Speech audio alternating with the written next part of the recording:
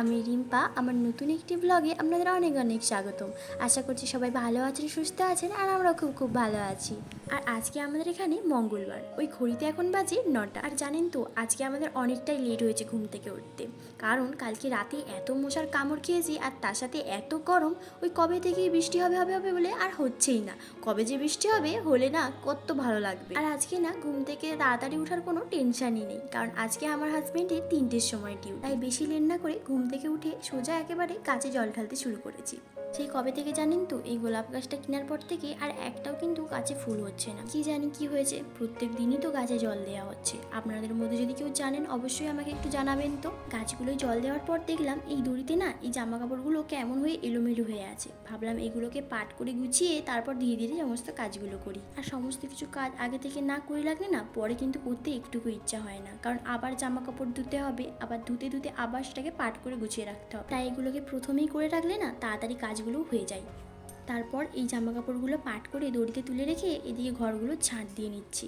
সমস্ত কাজ করার আগে এই ঘর দুটোকে যদি ঝাঁট না দিই না, বালিগুলো এত কিচকিচ করে এই ঘর থেকে সেই ঘর হয়ে যায়।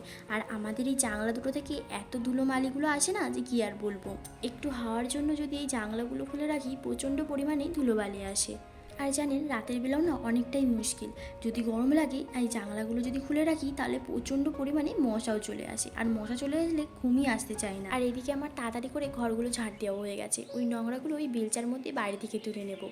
আর আজ যেহেতু আমরা অনেকটাই লেট করে ঘুম থেকে উঠেছি, তাই প্রচণ্ড খিদে লেগে গেছে। তাই আগে ভাবলাম ঘরটা মুছার আগে রান্নাঘরটা মুছিয়ে নিই ভালোভাবে, নাহলে রান্নাঘরটা যদি পরিষ্কার না থাকে আমার রান্নাঘরে কিছু করতে ইচ্ছা করে না।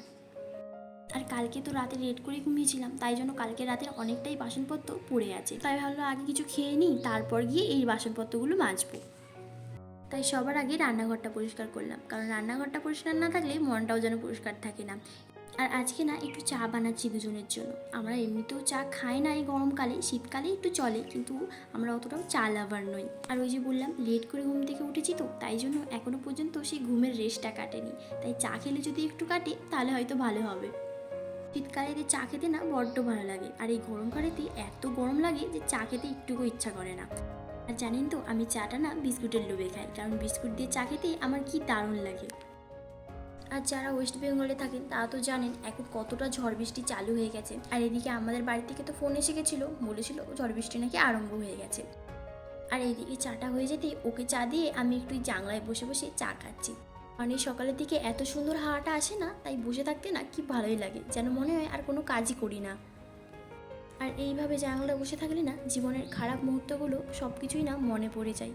যে ভাবলাম আমাদের জীবনটা না কতটাই ছোট, কোথা থেকে কোন জায়গায় চলে যায়।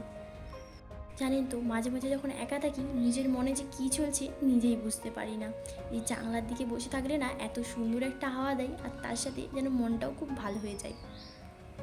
এইদিকে জানেন তো কালকে রাতে না একটু চিকেন করেছিলাম, আর সেটাই না বেশি হয়ে গেছিলো। ভাবলাম এটাকে গরম করে এই মুড়ি দিয়ে খেয়ে নিই।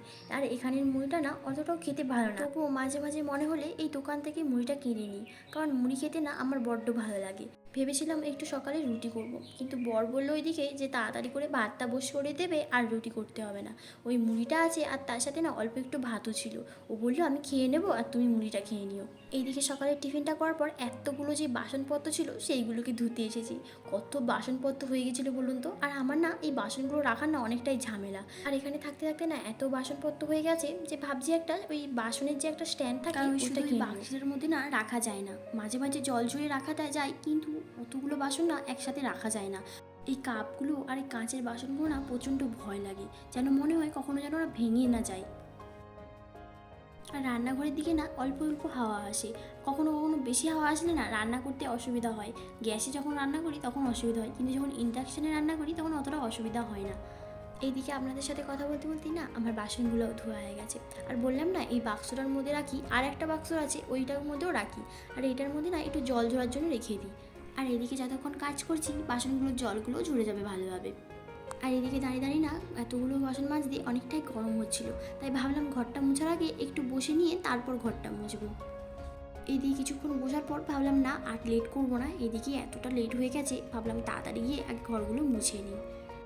আর আজকে না বিছানার পাতনিগুলো একটু কাচবো ভেবেছি, তাই পাতনিগুলোকে না একটু সার্পো দিয়ে জলেতে একটু ভিজিয়ে রেখেছি। যতক্ষণ ঘর মুছছি ততক্ষণ কিন্তু ভিজানো হয়ে যাবে, তারপর গিয়ে কাচবো আর তারপরে স্নানটা সেরে নেব। জানেন তো আমার ঘরটা মোছার পর না স্নান করতে খুব ইচ্ছা হয়, নাহলে না কেমন একটা যেন মনে হয় যে গরমেতে আমি মরেই যাব। আর আগে জানেন তো ঘরগুলোকে বসে বসেই মুছতাম, যেদিন থেকে গরমটা পড়েছে না আর ভালোই লাগে না, একটু দাঁড়িয়ে দাঁড়িয়ে মুছি মনে হয়।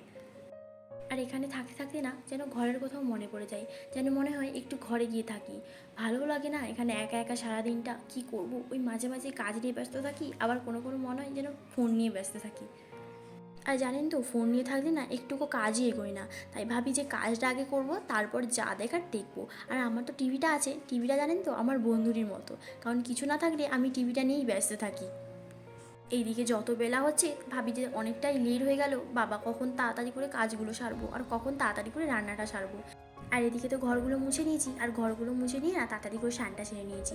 আর সকালবেলা তাড়াতাড়ি করে স্নানটা সেরে নিলে না শরীরটা যেন ঠান্ডা থাকে, আর সমস্ত কিছু কাজ করতেও একটা এনার্জি থাকে।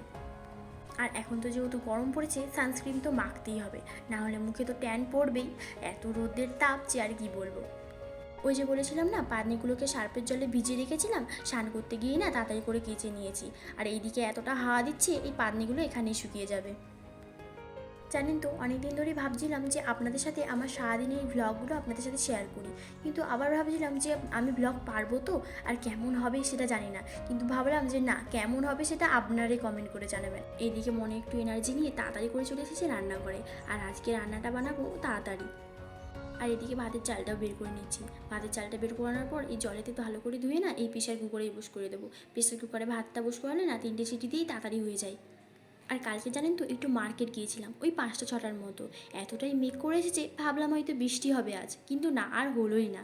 আর এখানে জানেন তো ওই সন্ধ্যে 7:30টার পর, মানে ওই রাতই বলতে পারেন, অনেকটাই লেট করেই হয়। আর এখন যেহেতু গরমকাল, ওই বিকেলবেলা না ওই 5টার আগেই না রান্নাগুলো বস করে দিই, নাহলে গোটা ঘর না গরম হয়ে থাকে। আর গরম হয়ে থাকলে না রাতে ঘুমও আসে না ভালোভাবে। আর কালকে না মার্কেটে গিয়েছিলাম, আর সেখান থেকে এই সবজিগুলো নিয়ে এসেছিলাম, চিক থেকে একটাও বের করা হয়নি, বললাম না লেট হয়ে গেছিলো। লেট হওয়ার জন্য আর কিছুই করা হয়নি।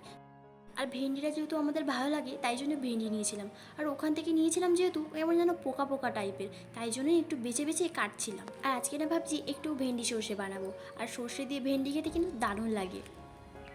তাই ভেন্ডিটা হয়ে গেলেই নামানোর আগে একটু সর্ষে বেটে দিয়ে দিচ্ছি। আর আজ তো এত লেট করে ঘুম থেকে ওঠার পরও, এত কাজ সারার পর এই যে রান্না বান্না করে কাজ পুরো কমপ্লিট করতে পারবো, সেটা কখনো ভাবতে পারিনি। আর আজ তো দেখলেনি বেশি রান্নাও ছিল না, কালকে রাতের যে চিকেনটা ছিল একটু বেশিই ছিল, দুপুর অবধিও খাওয়া যাবে। আর তার সাথেই তো করেছিলাম ভেন্ডি পোস্ত, দুপুরের ভাতটা এটা দিয়েই খাওয়া হয়ে যাবে। দুপুরের ভাতটা খেয়ে এদিকে টিভি দেখতে বসছি। আর আজকের ব্লগটা আমি এখানেই শেষ করলাম। আর যদি ভিডিওটি ভালো লাগে অবশ্যই কিন্তু লাইক করে দেবেন, চ্যানেলে নতুন থাকলে অবশ্যই কিন্তু চ্যানেলটাকে সাবস্ক্রাইব করে পাশে থাকবেন। ততক্ষণ কিন্তু ভালো থাকুন, সুস্থ থাকুন, পরিবারের সবাইকে ভালো রাখুন।